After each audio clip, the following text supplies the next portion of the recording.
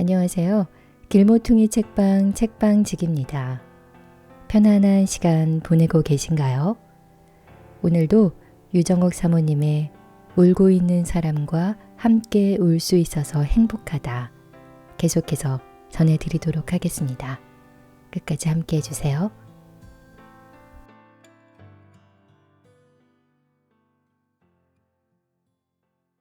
내가 쑥맥은 쑥맥인가 봐. 친구의 미국 이민 날짜가 임박해왔다. 친구에게 무언가 선물을 주고 싶어서 방안을 둘러보고 사람마다 다 뒤져보아도 변변한 것이 아무것도 없다. 웬만한 것은 다 갖고 있는 친구여서 이것도 있을 것 같고 저것도 있을 것 같고 오히려 난감했다. 고민하고 궁리한 끝에 성경 암송대회에서 부상으로 탄 십자가 목걸이를 주기로 결정했다. 항상 그 친구에게 받기만 하다가 나도 무언가 줄 수 있다는 것이 가슴이 터질 것 같은 기쁨을 가져다 주었다. 있는 솜씨 없는 솜씨 다 동원하여 포장한 선물을 들고 약속 장소인 롯데월드로 나갔다. 바쁜 일정 가운데서도 약속 시간 전에 나와 있는 친구가 손을 흔들며 반갑게 뛰어온다. 친구는 근사한 음식점에서 점심을 사주었다. 집에서 나올 때만 해도 나에게는 최선의 선물이었는데 막상 친구 앞에 앉으니 그동안 친구가 나에게 준 선물과 마음이 주마등처럼 스쳐가면서 다시 망설여지기 시작했다. 초라하고 보잘것없는 것 같아 가방에 손을 넣고 만지작 하기만 했다. 그러다가 용기를 내어 친구에게 선물을 내밀었다.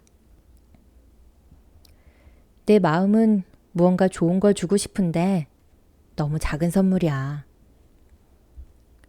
친구는 내가 이 선물을 내밀기까지 얼마나 많이 망설였는지 아는 얼굴로 마음이면 됐지. 무슨 선물을 사왔어.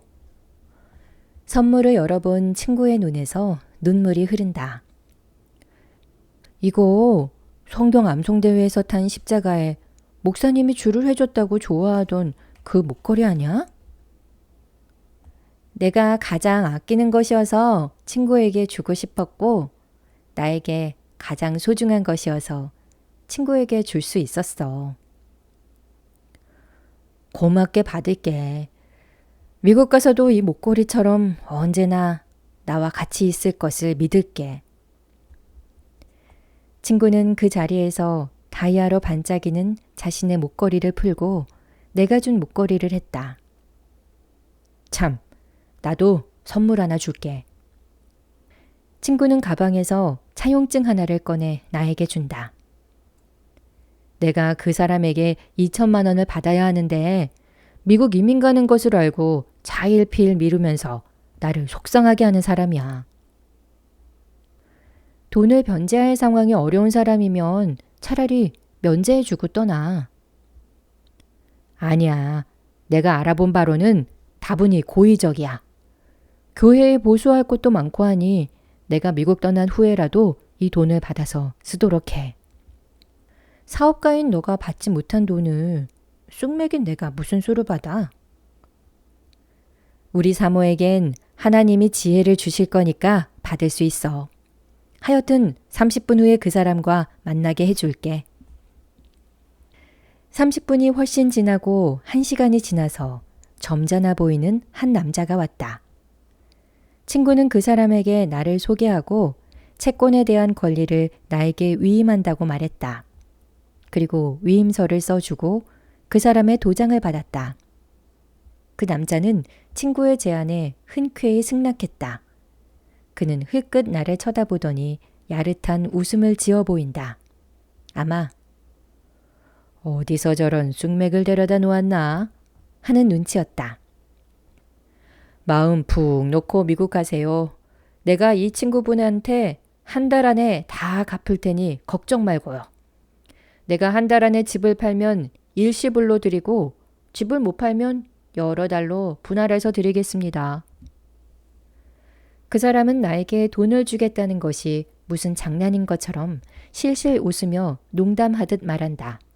내가 그토록 만만해 보였나 보다. 그럼 지금 하신 말씀을 문서로 작성해 주시고 공증을 해 주실 수 있으세요? 나의 제의에 그는 잠깐 멈칫하더니 그럼요, 해드리죠. 뭐든지 해드릴 수 있고 말고요. 라고 한다. 그는 우리가 요구한 제의보다 지나치게 호의적인 문구와 자신의 집 약도까지 그려넣으면서 공증을 해주었다. 친구는 미국으로 이민을 가고 예견했던 대로 그 사람은 나에게 전화 한 통화도 하지 않았다. 그 사람은 수억 대의 점포를 정리하는 중이었다. 집은 자신의 동생 이름으로 명의를 바꾸어 놓았다. 그러고는 나에게 12월 15일까지 돈을 다 드릴 테니 기다려달라는 전화를 했다. 그 전화를 받을 때 나에게는 이렇게 들려왔다. 이 멍청한 쑥매가 12월 15일이면 나는 이곳에 없어. 나는 공증에 명시된 위법적인 사항을 가지고 그 사람의 해외 출국 금지 신청을 했다. 아니나 다를까 12월 13일에 그 사람에게서 다급한 전화가 왔다. 돈을 은행에 붙일 테니 빨리 출국 금지 해제를 해달라는 것이었다. 그 사람은 나에게 약속한 날짜 이틀 전에 다른 사람들의 돈 10억을 가지고 해외로 도주하려다가 내가 신청해 놓은 해외 출국 금지에 걸려 공항에서 집으로 다시 돌아와야 했던 것이다. 은행에 돈을 붙인다면서 300만 원만 깎아달라고 씩씩대며 화를 냈다. 나는 1,700만 원만 붙이라고 선뜻 감액을 해주었다. 그 이튿날 은행에 입금된 돈은 1,700만 원 밑에 감액해준 300만 원이 다시 입금되어 있었다. 나는 그 사람이 내가 여지껏 생각했던 것과 전혀 다른 참 멋진 사람인가 보다 하고 감동하고 있었다. 그런데 그 사람이 전화를 하더니 300만 원 감액해줘 봐야 아무 소용없는 것 미리 알고 있었던 거죠? 은행 구제로 2천만 원이 입금된 입금서가 없으면 해제가 안 되잖아요. 우리 두 사람이 구두로 합의해서 감액해줬다는 것은 인정이 안 돼요. 2천만 원에서 단 1원이라도 모자라면 해제가 안 되잖아요. 괜히 시간만 지체됐잖아요. 라고 하는 게 아닌가. 이번엔 왜 돈을 감액해줬냐고 화를 낸다. 10억도 넘는 돈을 가지고 도망을 가야 하는데 생각지도 않았던 나에게 발목이 잡혔으니 너무 죽을 지경인 모양이다.